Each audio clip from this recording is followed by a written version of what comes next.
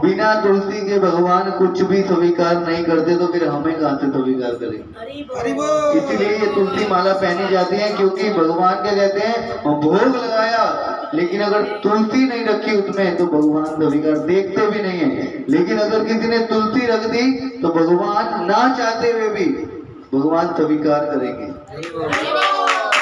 तो इसीलिए तुलसी माला पहनना क्यों जरूरी है, क्योंकि अगर हमारे गले में तुलसी नहीं है, पता ही नहीं चलेगा हम भगवान के। इतनी बड़ी तुलसी जो है, भगवान को इतना प्रेम है तुलसी से कि जो गले में तुलसी माला रहती है, फिर भगवान बोलते हैं, हे यमराजो, यमदूत यमराज जी जो है, यमराज जो है भगवान के सेवक, वो यमदूतों को बता रहे हैं, भागवतम में बता रहे हैं, यमदूतों को आदेश दे रहे हैं किन को मेरे पास लेकर आना है और किन को नहीं लाना है। तो जिनके गले में तुलसी माला हो, जिनके माथे पर तिलक हो, वो मेरे पास आने के अधिकारी नहीं है, यमराज जी कह रहे हैं।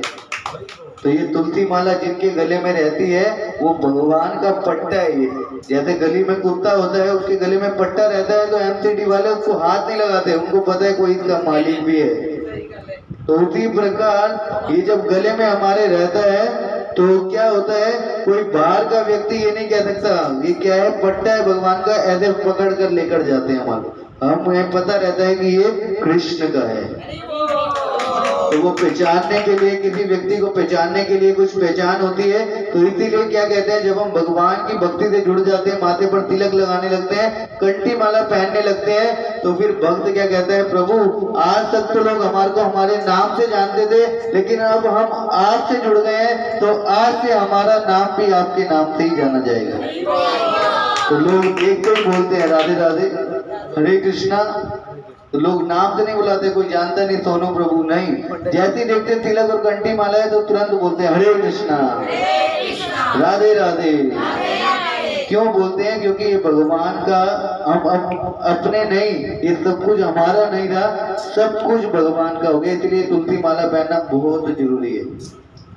तुलसी माला जिसने पहन ली वो कभी नरक के दर्शन नहीं करेगा, इतना महत्व है। कहते हैं ना, एक व्यक्ति बैलगाड़ी पे जा रहा था, बैठकर बैलगाड़ी पे जा रहा था, तो यमराज जी जो है, यमदूत, वो आ गए वहां पर, क्योंकि उस व्यक्ति का क्या था, समय पूरा हो गया था, और उस व्यक्ति को ले जाने के लिए आए। तो वो जंगल में पेड़ के पीछे छुपकर इंतजार करने लगे उस व्यक्ति के आने का। तो एक व्यक्ति कहता है ये कौन छुपा हुआ है, तो वो पूछता है भाई ये क्या कर रहे हो आप।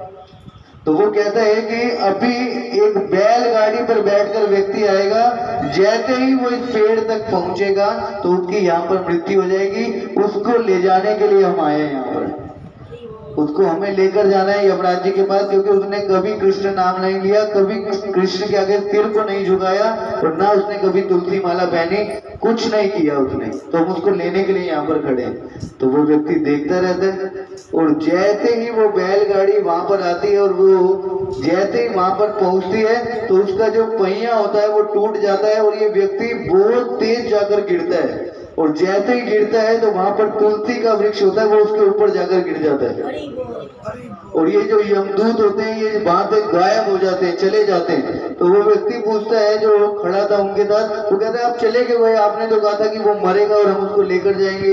बोला आपने देखा नहीं वो कहाँ पर गिरा है, तुलसी के पौधे पर, तुलसी के पत्ते के ऊपर वो गिर गया है, और उसने शरीर छोड़ा है। तो अब ये हमारे ले जाने के लिए नहीं है, क्योंकि वो तुलसी का संपर्क उसने ले लिया है, तुलसी का स्पर्श कर लिया उसने। इसलिए तुलसी माला जैसे ही टूटती है तुरंत धारण दोबारा करनी चाहिए। अभी थोड़े दिन पहले हमने देखा कि क्या हुआ, एक व्यक्ति रोज स्कूटी पे मंदिर जाते थे, सेवा करते थे, और उसने क्या किया कि उसका एक्सीडेंट हुआ और वो बहुत तेज दूर जाकर गिरे, और जैसे ही वो घर के आंगन में जाकर पड़ा, गिरे, वहां पर प्रभुपाद जी का हरे कृष्ण महामंत्र बज रहा था और उन्होंने शरीर छोड़ दिया। और उस घर में तुलसी का पौधा था और हरे कृष्ण महामंत्र प्रभुपाद जी का कैसेट बज रहा था, और वो व्यक्ति वहां पर जाकर गिरा और सीधा भगवान के धाम चला गया। तो ये है भक्ति का लक्षण। हरे कृष्णा कृष्णा कृष्णा हरे हरे,